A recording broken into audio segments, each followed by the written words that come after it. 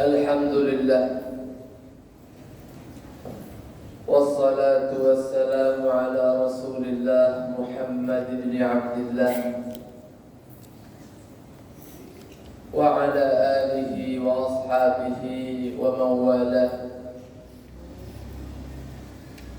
Subhanaka la ilma lana illa ma 'allamtana innaka antal alimul hakim. Wa tub 'alaina innaka antat tawwabur rahim. Bi rabbi qiyami la bi nafsi wa la siwa fa syukri lahu subhanahu wa thana'i. Alhamdulillah,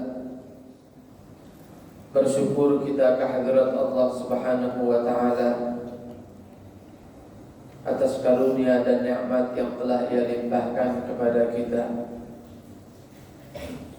hingga di waktu fajar ini, di waktu subuh ini, kita bersama-sama bisa beriktikaf di rumah Allah ini, masjid yang kita cintai, Masjid Al-Burhan, bersama para santri, juga bersama para saudara saudari seiman, seagama, seperjuangan, yang sama-sama berjuang untuk menempuh jalan menuju surga. Semoga Allah permudah perjuangan kita. Allah jadikan kita orang-orang yang selalu diridhoi olehnya sampai di surga kelak, amin ya rabbal alamin. Tak lupa kita hadiahkan salawat serta salam kepada junjungan agung kita Nabi besar Muhammad sallallahu alaihi wasallam, sosok manusia yang sudah banyak sekali berkorban untuk keselamatan kita, agar kita kenal dengan Islam, agar kita kenal dengan Allah, agar kita nanti di akhirat Allah masukkan ke dalam surga. Semoga Allah tidak mengharamkan kita semua dari keberkahan dan juga syafaatnya beliau, amin Allahumma amin. Hadirin hadirat, Bapak Ibu yang dimuliakan oleh Allah Subhanahu wa ta'ala, seperti yang sudah kita mulai bulan lalu, kita tinggal melanjutkan saja mengenai kisah terbaik yang pernah Allah ungkap di dalam Al-Quran. Bahkan semua kisah yang ada, maka kisah terbaik dari semuanya itu adalah kisah ini. Jadi ini bukan sekedar kisah terbaik di dalam Al-Quran saja, bukan. Tapi dari segala macam kisah yang pernah ada, yang terbaik di antara kesemuanya adalah kisah Nabi Allah Yusuf alaihi salam. Allah ungkap kisahnya di dalam Al-Quran, dalam surah yang namanya adalah nama beliau, Surah Yusuf, terletak di akhir-akhir juz 12 dan sudah akan selesai di awal-awal juz 13, kurang lebih 5 lembar atau 10 halaman. Di dalam surah ini Allah Subhanahu wa ta'ala menyatakan, nahnu naqussu 'alaika ahsanal qasas, kami akan menceritakan kepadamu wahai Muhammad kisah terbaik. Kenapa tiba-tiba Allah memberitahu kepada Nabi Muhammad kisah Nabi Yusuf ini?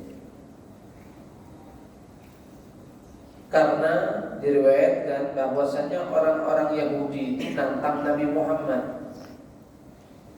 Kan mereka tahunya Nabi Muhammad itu ngaku Rasul. Oh ya sudah, kalau begitu ayo, kalau kau memang Rasul, coba ceritakan kepada kami kisah nabinya kami, yang mestinya yang lebih mengerti, lebih tahu detail mengenai kisah nabi-nabi mereka, ya mereka sendiri, bukan orang lain.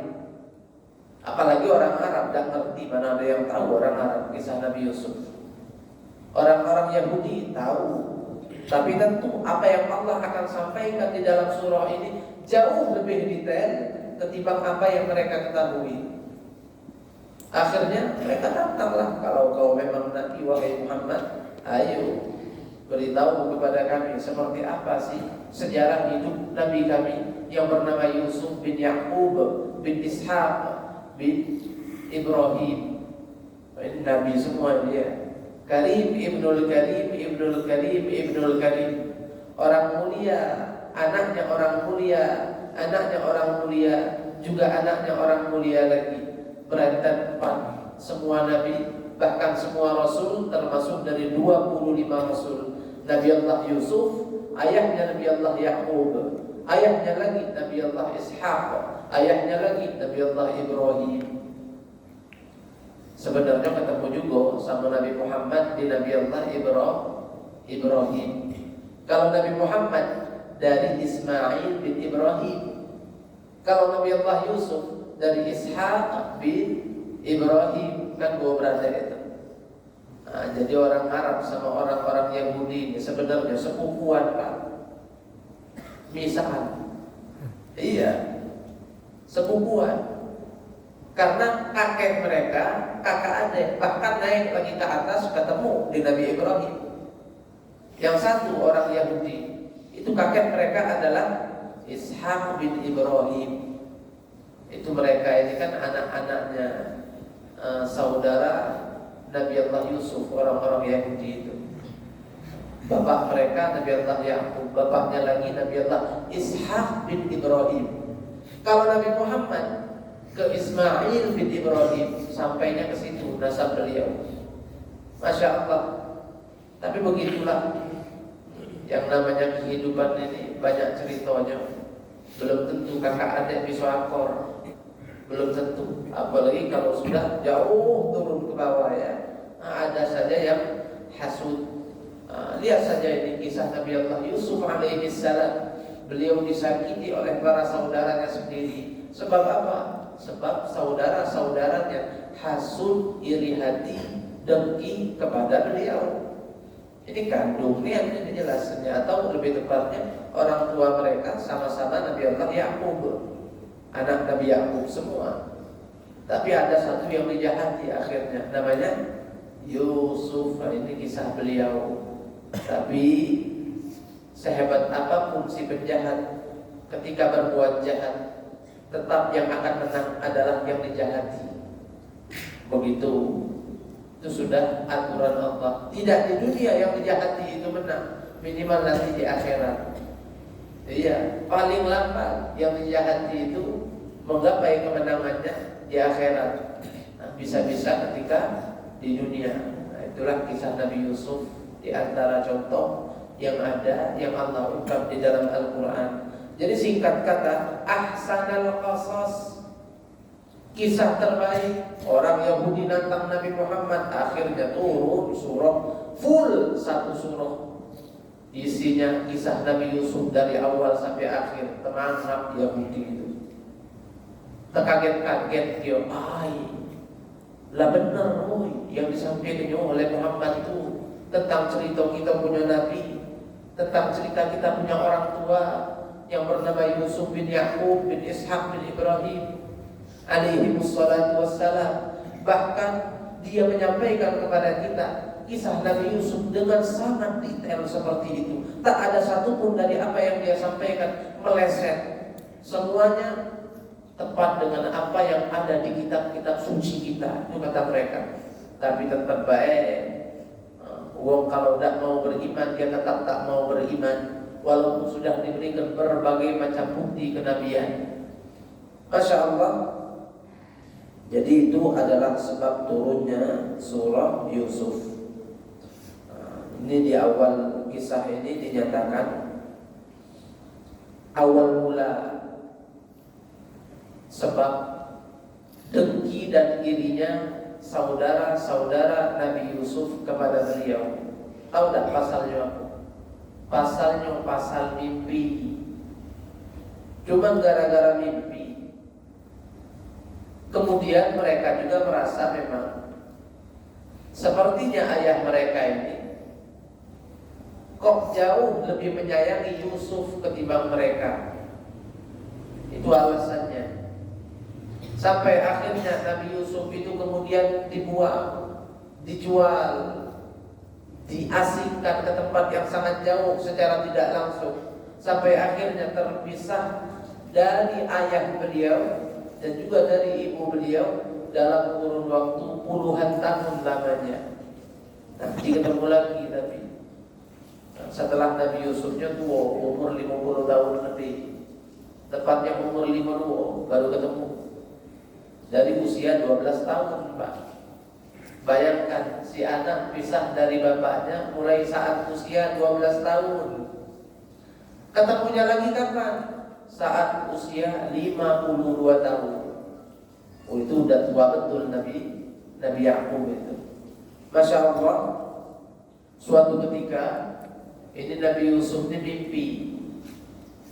Idh qala Yusuf li abihi ya abati inni ra'aitu ahada 'ashara kawkaban inni ra'aitu ahada 'ashara kawkaban wasyamsa wal qamar ra'aituhum li sajidin. Suatu hari Nabi Yusuf ini bercerita ke ayah beliau, ya abati, wahai ayahku, inni ra'aitu ahada 'ashara kawkaba, sesungguhnya saya ini bermimpi melihat ada 11 bintang, wasyamsa wal qamar, plus juga saya lihat ada matahari juga rembulan. Ra'aituhum li sajidin, aku melihat mereka semua bersujud kepadaku. Jadi yang beliau lihat itu ada 10 bintang, kemudian 1 matahari, 1 rembulan sujud kepada beliau. Ulama tafsir menyatakan tafsir dari mimpi ini 10 bintang adalah 10 saudara, bukan 10 ya, 11 bintangnya 11. Kalau bintang 7 obat Pak, ya dah. Kalau bintang film artis. Ini 11 bintang ini. Siapa 11 bintang ini? Saudara-saudaranya Nabi Yusuf. 11 bintang adalah 11 saudaranya. Matahari adalah ayah beliau. Adapun rembulan adalah ibu beliau. Ya, ada khilaf mengenai bulan ini. Ibu beliau atau bibi beliau antara dua itu. Karena ada yang mengatakan bahwasanya ibu Nabi Yusuf itu udah meninggal. Nama ibu Nabi Yusuf Rahil. Ada nama bibi beliau namanya Lia. Jawa Indonesia Pak. Kalau bibi Nabi Yusuf ini namanya Lia. Masya Allah. Jadi intinya 11 saudara beliau adalah 11 bintang itu. Mataharinya ayah beliau dan rembulannya adalah ibu beliau, sujud ke beliau. Diceritakan ini kisah ke ayah beliau.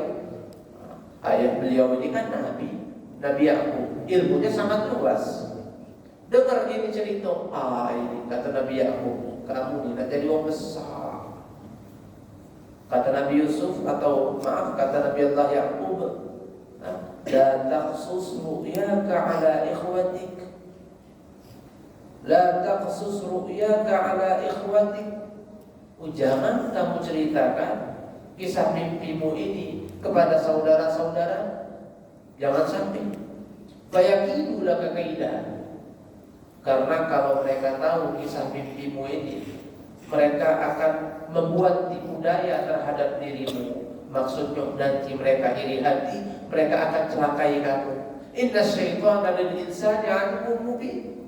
Karena sesungguhnya syaitan itu adalah musuh nyata untuk kita umat manusia. Setan tidak bakal nyingok, ada celah, ada alasan untuk saudara-saudaramu menjadi benci, menjadi iri kepadamu, pasti udah setan akan menggui tanpa. Ini celah, ini kesempatan untuk menanam rasa iri di hati mereka semua. Akhirnya benar mereka akan iri kepadamu. Sampai-sampai aku takut mereka akan membuat tipu daya terhadap dirimu. Mereka akan mencelakai kamu. Makanya diam-diam baik. Nah, jadi jangan cerita-cerita kalau ada mimpi bagus. Kalau ada mimpi buruk, tambah lagi. Jangan diceritakan tuh.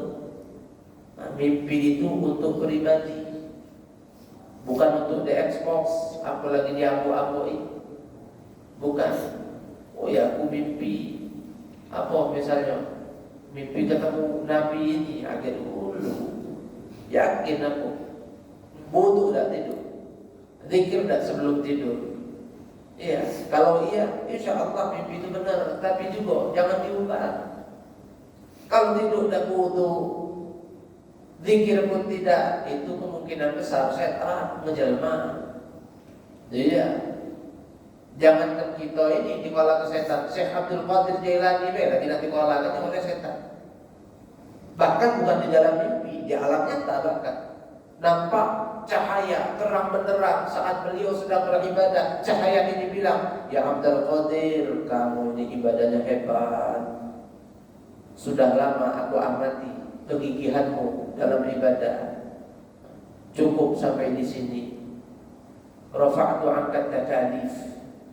Kamu sudah tidak aku paksakan untuk beribadah lagi. Cukup kau, aku jamin masuk surga." Akhirnya Syekh Abdul Qadir lakukan apa? Dibabit pakai sendal. Iya, cahaya. Dibabit beliau pakai sendal. Ketika dilempar pakai sendal, cahaya itu mulai jadi hitam, gelap gulita, bau nampak. Oh, setan itu. Kata setan, oh, sudah ribuan orang-orang ahli ibadah kusesatkan dengan cara ini, berhasil. Kamu nilai gagal lagi melalui kamu.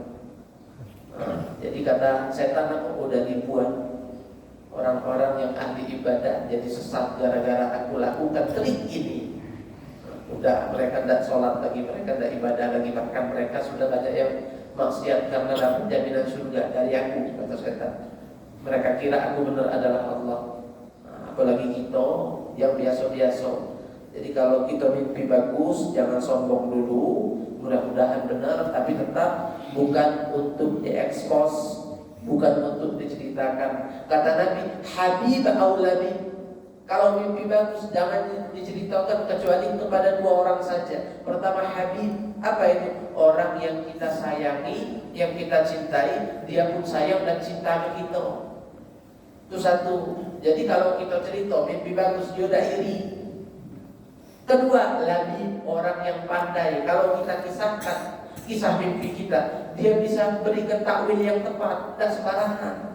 Hati-hati kalau kita mimpi, kita kisahkan ke orang yang tidak bijak, yang tidak tahu ilmunya seperti apa mentakwilkan mimpi. Ujung-ujungnya ditakwilkan sembarangan, kejadian yang besok.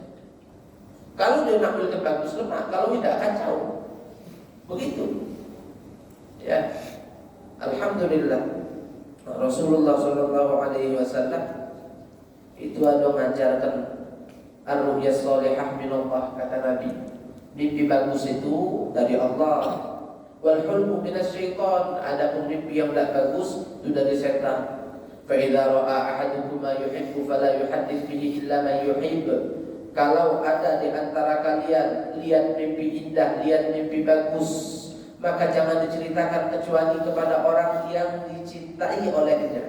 Wa idza ra'a ma yakrahu liyata'awwad billahi min syarriha wa min syarri syaitan wal yadhkur thalathan wa la yuhaddits bihi ahadan fa innaha la tadur. Tapi kalau ada salah satu dari kalian bermimpi dengan mimpi yang tidak bagus, mimpi buruk, mimpi jelek, maka berlindunglah kepada Allah, baca a'udzubillahi minasyaitonir rajim dan ludah ke samping kiri 3 kali.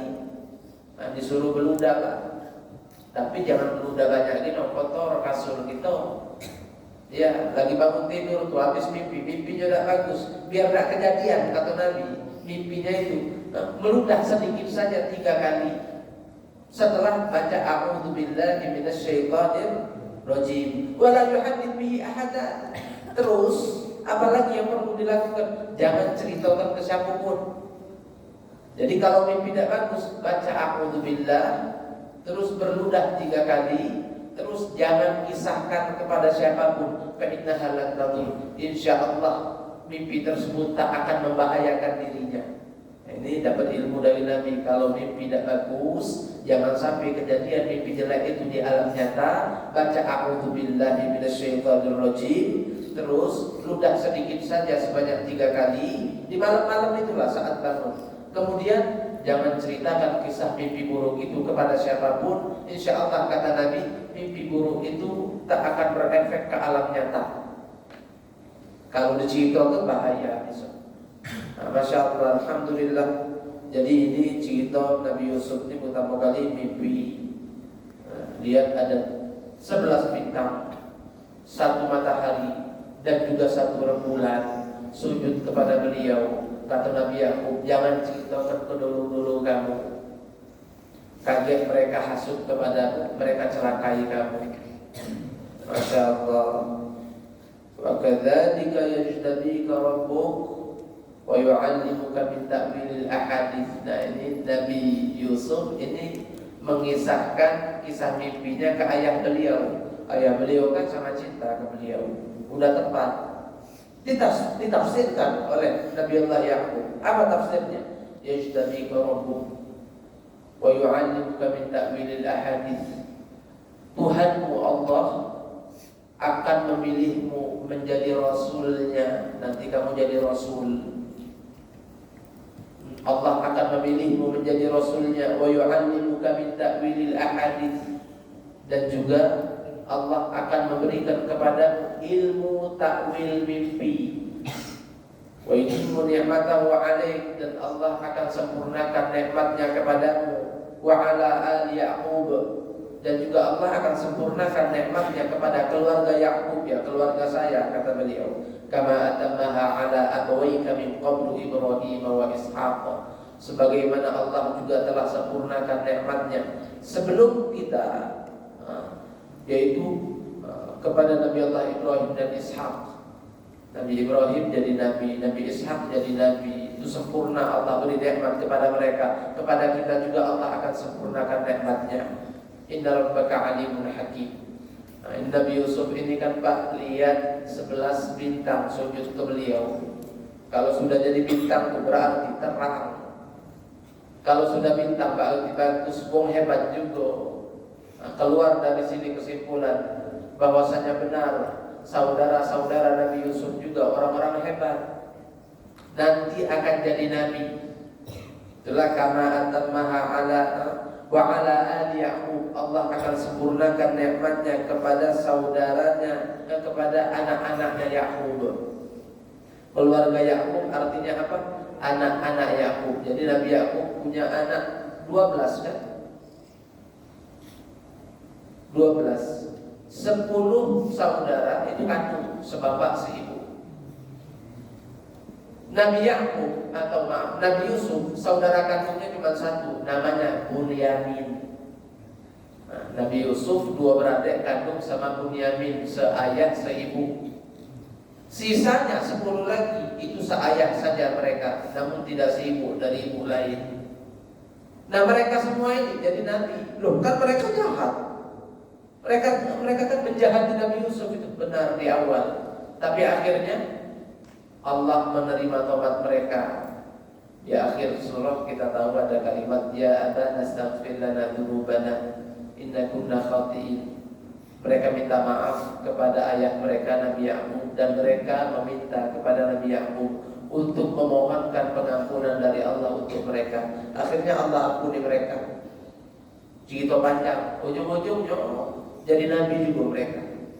Nah, jadi dari sini bisa kita simpulkan juga, sejahat-jahatnya manusia, kalau dia tetap mau bertobat, insya Allah Allah akan terima taubatnya, dan dia akan menjadi orang hebat juga, bisa. Laqad kana fi Yusuf wa ikhwatihi ayatul lis-sa'ilin.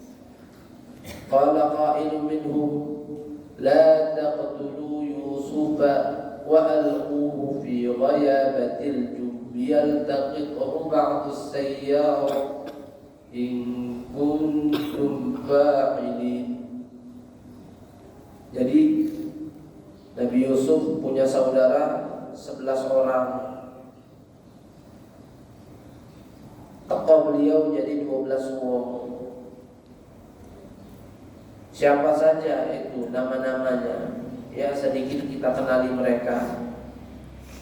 Yang pertama, saudara Nabi Yusuf itu namanya Rubel. Ini anak yang paling dewasa, nomor 1, anak sulung. Yang kedua namanya Syam'un. Yang ketiga namanya Lawi. Yang keempat namanya Yahuda. Yahuda inilah yang namanya diceplok, dijadikan nama keturunan mereka semua. Makanya anak keturunan mereka namanya Yahudi. Diambil dari Yahuda ini. Yahudi, anak keturunan mereka semua, 12 beradik itu namanya adalah keturunan Yahudi, merujuk kepada nama salah seorang saudara mereka semua yang bernama Yahuda. Kemudian ada lagi namanya Zabadun, ada lagi Asyir,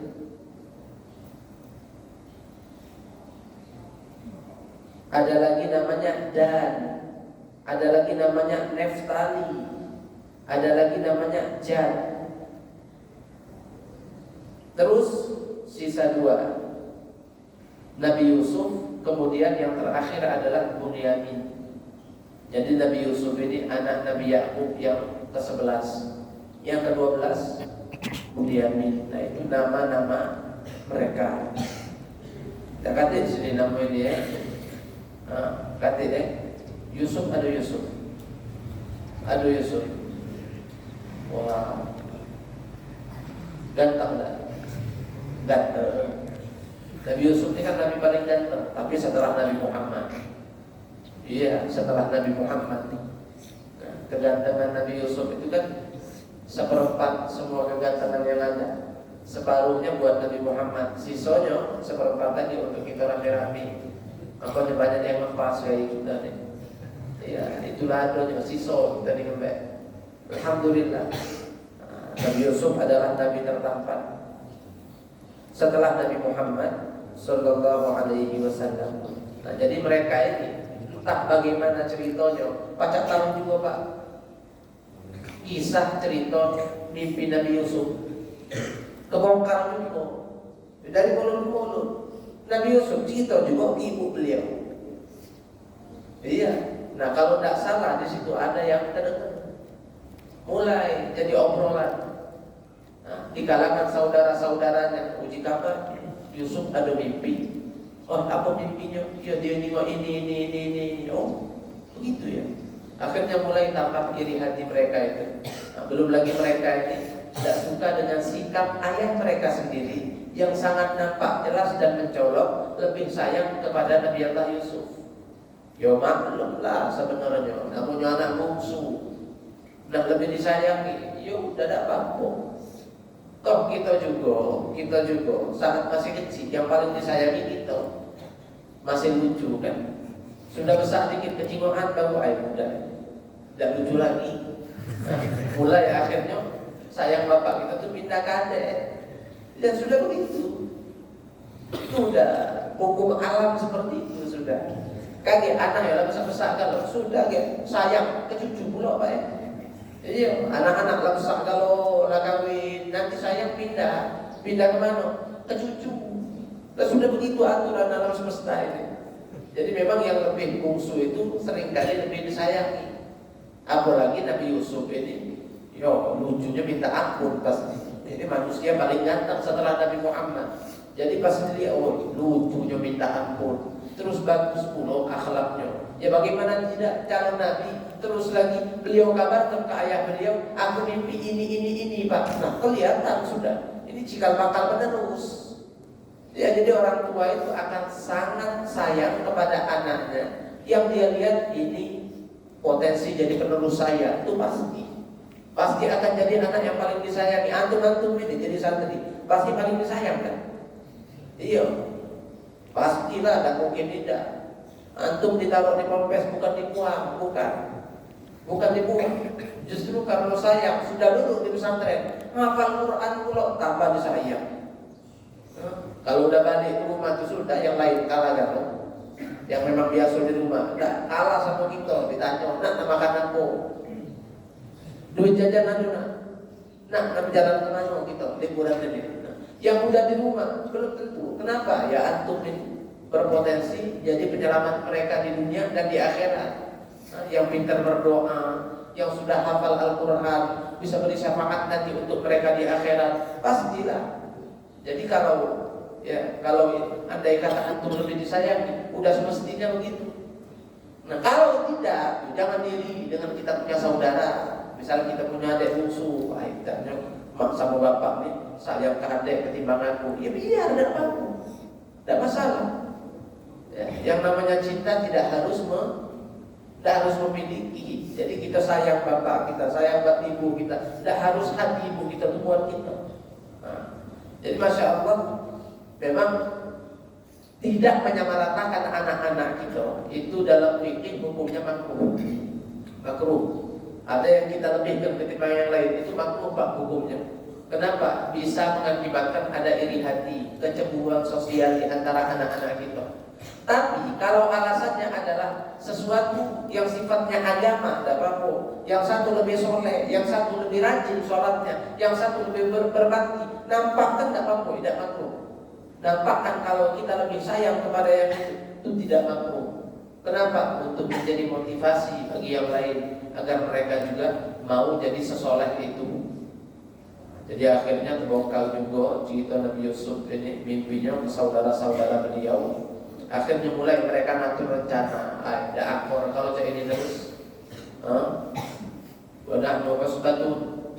Inna abana lafi dhalalin mubin. Kita di 10 kita di mana? Kalah sama siko. Nahnu usbah, nahnu jama'ah, nahnu aqwiya. Jumlah kita lebih banyak 10. Kok bisa kalah dengan 1? Ada beres. Inna abana lafi dhalalin mubin. Berarti bapak kita disesat. Itu bahasa mereka. Tapi bukan sesat agama, bukan sesat akidah, melainkan sesat dalam artian tidak tepat dalam memperlakukan semua anaknya. Pilih kasih, tebang pilih lah intinya. Tidak adil, tidak adil bapak. Belum lagi mereka curhatnya kok. Padahal yang selama ini bantu dia siapa? Kita nilai. Ternak ini yang gembala gitu setiap hari. Ini kebun-kebun yang nyirami, yang panen, yang ngumpui bahasa zaman sekarang kan. Kita nilai. Yang berguna untuk bapak sebenarnya ya kita. Bapak ini kan hidupnya gara-gara kita. Kita 10 nih kuat-kuat kalau punya fisik setiap hari kerja tanpa lelah. Bantu bapak, bantu ibu. Mestinya kita yang memang punya banyak jasa ketimbang Yusuf yang belum bisa apa-apa. Mestinya kita ini lebih diapresiasi oleh bapak. Bukan malah macam ini. Ayo kita beres ini. Ayo dah kita bereskan. Jangan sampai tidak beres ini. Ayo kita bereskan. Apa yang mereka rancang? Uqtulu Yusuf. Bunuh Yusuf. Bunuh Awit raqubu arda yakhlu lakum wajhu abikum wa takunu min ba'dihi qauman salihin. Ayo bunuh Yusuf. So aku dia pak benar kita ngomong bunuh Yusuf itu bukan dia padahal. Uqtulu Yusuf, bunuh saja Yusuf itu. Awit raqubu arda, atau asingkan dia ke tempat yang jauh. Yakhlu lakum wajhu abikum. Maka niscaya perhatian ayah kalian akan tercurah kepada kalian. Kalau Yusuf dah kati lagi sudah otomatis bapak kita perhatiannya ke kita. Wa takunu min ba'dihi qauman shalihin. Itu gawe dosa membunuh Yusuf atau mengasingkan Yusuf, buang Yusuf ke tempat yang jauh, itu dosa. Tidak apa-apa. Yang penting takunu min ba'dihi qauman shalihin. Habisnya kalian jadi orang-orang soleh. Tobat. Jadi kelar urusan ini, bunuh Yusuf atau kita kirim dia ke tempat yang jauh, hilangkan dia pokoknya. Habis itu kita tobat. Insya Allah perhatian orang tua kita akan tercurah kepada kita. La taqtulu Yusuf. Akhirnya ada yang bilang, nanti siapa yang bilang itu ada di sini. Jangan dibunuh. Kenapa? Fa innal qatla dzambun 'adzim. Pembunuhan itu dosa besarnya nuri. Jangan bunuh, besarnya dosa kita kalau bunuh. Jadi al-kufi wa yabatil jub. Lemparkan dia ke dalam sumur. Ya bunuhlah itu tuh. Bunuhlah itu. Ya, sebenarnya. Nah, cuma tidak ada tinggal Nabi Yusufnya ya. Ternyata memang itu sumurnya di dalam itu ada sedikit dataran atau permukaan yang bisa dipijak ya. Kalau di dalam sebagian kisah begitu. Tapi ada lagi yang menyatakan tidak. Itu 3 hari 3 malam Nabi Yusuf terpendam di sumur. Bayangkan kecut. Iya. Nabi Yusuf di penjara belasan tahun atau puluhan tahun.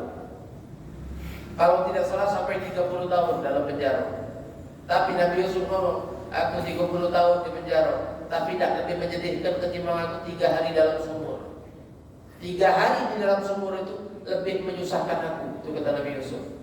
Bayangkan di sumur, mana nak tidur, mana nak aktivitas, ya bahkan itu kan juga badan terbaik tadi. 3 hari 3 malam. Nanti kita akan lanjutkan lagi seperti apa proses pelaksanaan mereka terhadap Nabi Allah Yusuf alaihi salatu wassalam setelah mereka melobi ayah mereka untuk ajak Nabi Yusuf jalan-jalan. Itu kan rencana mereka. Ayo kita bereskan, kita ajak Yusuf jalan-jalan. Nah, melobi Nabi Yakub ini tidak gampang, Pak. Tidak gampang. Sebab Nabi Yakub punya firasat bahkan mimpi bahwasanya Nabi Yusuf ini akan benar-benar dicelakai oleh saudara-saudaranya. Mimpi Nabi Yakub di samping. Akhirnya saat saudara-saudara Nabi Yusuf itu minta ke Nabi Yakub, biarkan Yusuf jalan-jalan sama kami. Perasaan selokelek bapak terus, tidak pernah kemana-mana. Iya, dibangku oleh Nabi Yakub. Di samping Nabi Yakub kerjanya masih kecil kan, umur 12 tahun masih. Jadi tidak pernah kemana-mana. Ayo arsil rumahana qada yarta'u yal'ab. Besok kirim saja, biarkan Yusuf itu pergi bersama kami. Biar dia asik-asikan, biar dia main. Wa inna lahu lahafidun, kami yang ramai, yang banyak, yang kuat-kuat ini yang akan selalu menjaga dia. Ditolak oleh Nabi Yakub, jangan. Beberapa kali akhirnya dapat diboizi seperti apa perbuatan yang mereka lakukan saat di tengah jalan dan sampai Nabi Allah Yusuf masuk ke dalam sumur. Itu akan kita lanjutkan pada perjumpaan yang akan datang biidznillah ta'ala. Mungkin hanya ini yang bisa Al-Fakir sampaikan. Kalau ada salah-salah kata maafkan. Pada Allah Al-Fakir mohon ampun. Hadza ma naqulu lakum wal 'afwu minkum. Wassalamu alaikum warahmatullahi wabarakatuh. A'udzu billahi minasy syaithanir rajim. Bismillahirrahmanirrahim. Alhamdulillahi rabbil alamin. Allahumma salli wa sallim ala sayyidina Muhammad wa ala ali sayyidina Muhammad. اللهم اجعل جمعنا هذا جمعا مرحوما وتفرقنا من بعده تفرقا معصوما ولا تجعل فينا ولا معنا ولا حوالينا شقيا ولا مطرودا ولا محروما. اللهم يا محول الأحوال حول حالنا والمسلمين إلى أحسن حال ونجنا من أعمال أهل الضلال وفعل الجهال. اللهم أرنا الحق حقا وارزقنا اتباعه وارنا الباطل باطلا وارزقنا اجتنابه. ربنا اغفر لنا ولوالدينا ولمشايخنا ولأساتذتنا وارحمهم كما ربونا صغارا. ربنا آتنا في الدنيا حسنة وفي الآخرة حسنة وقنا عذاب النار. وصلى الله على سيدنا محمد وعلى آله وصحبه وسلم والحمد لله رب العالمين. السلام عليكم ورحمة الله وبركاته.